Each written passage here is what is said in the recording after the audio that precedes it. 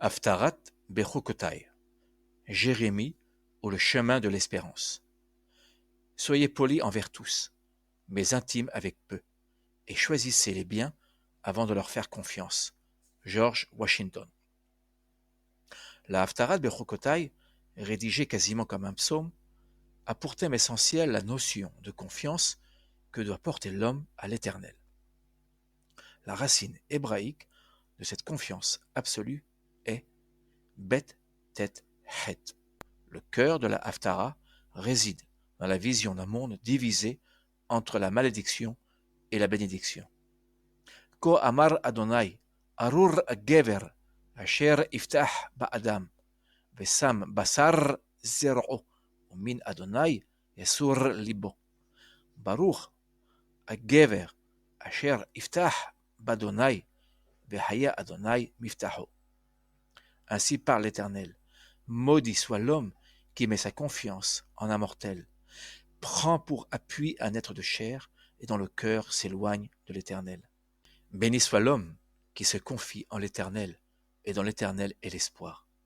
Jérémie 17, 5, 7. Ces deux versets de la Haftara répondent à la paracha de Bechokotai, où l'Éternel avertit Israël de ne point suivre la voie des faux dieux au risque de se voir retirer la bénédiction divine. Venatati fanai bachem, venigaftem lifnei oivechem, verradu vachem, soneechem venastem, ve'en rodef etrem. Et je dirigerai ma face contre vous, et vous serez abattus devant vos ennemis. Ceux qui vous haïssent vous domineront, et vous fuirez sans qu'on vous poursuive. Lévitique 26, 17. L'Éternel annonce la chute des villes d'Israël. Lévitique 26, 31. De la terre d'Israël. Lévitique 26, 32. Et l'exil. Lévitique 26, 33. Si, et seulement si, les fils d'Israël refusent d'entendre la voix de l'Éternel et de lui obéir. Lévitique 26, 27. De plus, ces deux versets de Jérémie ne sont point sans rappeler le passage du livre du Deutéronome, décrivant le renouvellement dans les plaines de Moab de l'alliance conclue avec les patriarches et les Hébreux au mont Sinaï par Moïse.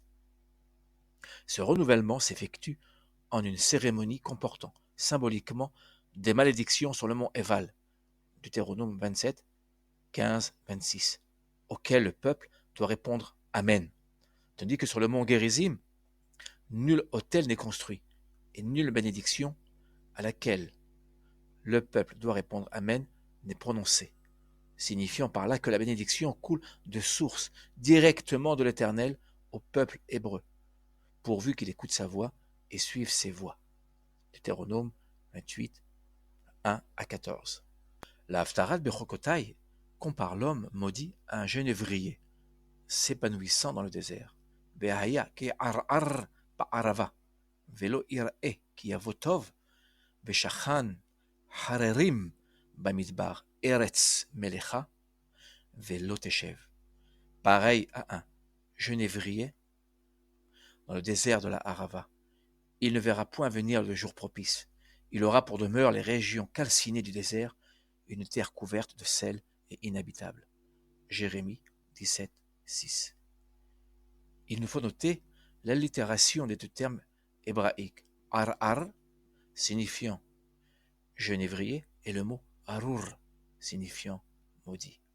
L'homme béni est, quant à lui, comparé à un arbre fécond, ne craignant pas les mauvais jours, car il vit près d'une source d'eau, comparé à la Torah, à la parole de l'Éternel, toujours vivifiante.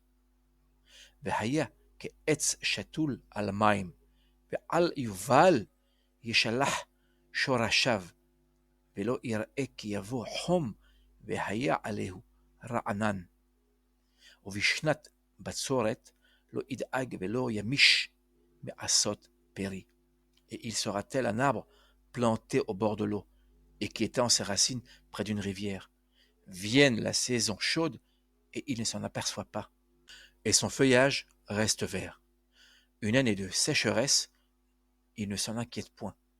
Il ne cessera pas de porter des fruits. Jérémie 17, 8. Toute confiance mise en l'homme n'est qu'illusion. Les hommes sont faibles, trompeurs. Psaume 116, 11, 146, 3, incapables d'accomplir leurs promesses. Ainsi, Joseph, priant le maître échanson d'intercéder en sa faveur auprès de Pharaon, Genèse 40, 14, a été oublié par ce dernier. Genèse 40, 23.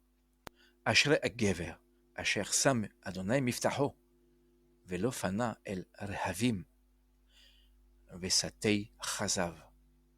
Heureux l'homme qui cherche sa sécurité en l'Éternel et ne se tourne pas vers les orgueilleux et les amis du mensonge. Psaume 45. Un jour adviendra où même les nations du monde reconnaîtront leurs erreurs et leurs mensonges et en viendront à rendre un culte à l'Éternel, divinité d'Israël. Adonai Ozi Umaozi Nussi Beyom Tsara Elecha Goim Yavo'u Me'afse Aretz Veyomeru Ach Sheker Nahalu Avotenu Evel Ve'en Bam Mo'il. Éternel, ô ma force, mon appui et mon refuge au jour du malheur. Des peuples viendront à toi, des confins de la terre, et diront, nos ancêtres n'ont reçu pour héritage que le mensonge, que de vaines idoles, toutes également impuissantes. Jérémie 16, 19. La teshuva des nations sera pleine et entière. Iskiru v'yashuvu el Adonai kol afse aretz, v'ishtahavu lefanecha kol mishpechot goim. Les confins de la terre se souviendront et reviendront au Seigneur. Toutes les familles des peuples se prosterneront devant lui. Psaume 22, 28. L'humanité assistera à la chute des idéologies totalitaires et destructrices, ainsi que des tours de Babel emprisonnant la pensée dans la matrice de la doxa vénérée. Qui aurait pu imaginer être témoin de la chute du mur de Berlin et voir l'effondrement de l'Union soviétique? Haya'aseh lo Adam, Elohim, Vehemma lo Elohim. Les hommes pourraient-ils fabriquer des dieux? Non, certes, ce ne sont pas des dieux. Jérémie 16, 20. Les dieux de l'Antiquité, à savoir Baal, dieu de la foudre et de la pluie, et Astarté, déesse de la terre, que l'on aurait pu imaginer à tout jamais disparu, trouvent un écho particulier avec l'essor du romantisme au cours du XIXe siècle, avec le dieu du panthéon germanique, Wotan, l'époux de la déesse de la fécondité, Freya. Wagner compose alors sous l'influence du romantisme allemand le Crépuscule des dieux, dans lequel il décrit le combat des dieux et des géants pour s'emparer du pouvoir symbolisé par l'anneau des Nibelungen. Le dieu Wotan, l'un des personnages prépondérants de l'opéra de Wagner, participe à l'influence du pan-germanisme arien, raciste et antisémite que Hitler va prôner et développer, en quête d'une grandeur patriotique chimérique. Après la malédiction comparée au genévrier, dont les fruits paraissent comestibles, mais ne le sont point, et la bénédiction mise en parallèle avec l'arbre fécond, la perdrix devient symbole de malédiction, car, tentant de couver des œufs pondus par une autre femelle, elle ne réussit pas à les faire éclore. Kore dagar velo yalad, ose osher velo vemishpat, bahatsi amav, ya'azvenu, uv-aharreto, ihye naval. La perdrix s'entoure d'une famille qu'elle n'a point mise au monde. Tel est celui qui acquiert l'opulence d'une manière inique. Au beau milieu de ses jours, il devra l'abandonner et sa fin sera misérable. Jérémie 17, 11. Effectivement, comme le genévrier dans la harava, la perdrix qui couve les œufs d'une autre femelle semble donner de bons fruits, mais son œuvre est de fait stérile et sans aucune utilité. Qui trop embrasse, mal étreint. En quoi ce verset est-il compatible avec le thème essentiel de la confiance envers l'Éternel, développé par Jérémie dans la Haftarat de Bechokotai?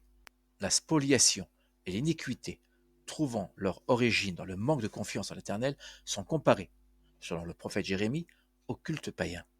Voler son prochain équivaut à rendre un faux culte, dans le sens strict du terme, un culte qui demande à porter des fruits, mais qui reste stérile et complètement inutile. Mikve Israël Adonai, kol ozevecha yevoshu, vesurai baaretz ikatevu ki azevu Mekor ma'im ha'im et Adonai. Ô espérance d'Israël, Éternel, tous ceux qui te délaissent seront confondus. Oui, ceux qui se tiennent éloignés de moi seront inscrits sur la poussière, car ils ont abandonné la source d'eau vive, l'Éternel. Jérémie 17:13. Le terme hébraïque mikvé détient une double signification: espérance ou réceptacle agglomérant les eaux pures. Genèse 1:10. Autrement dit, selon les sages d'Israël, c'est l'espoir et la confiance mise en l'Éternel qui purifie le cœur des hommes. Le dernier verset de l'Haftara semble ne pas appartenir à l'ensemble du texte.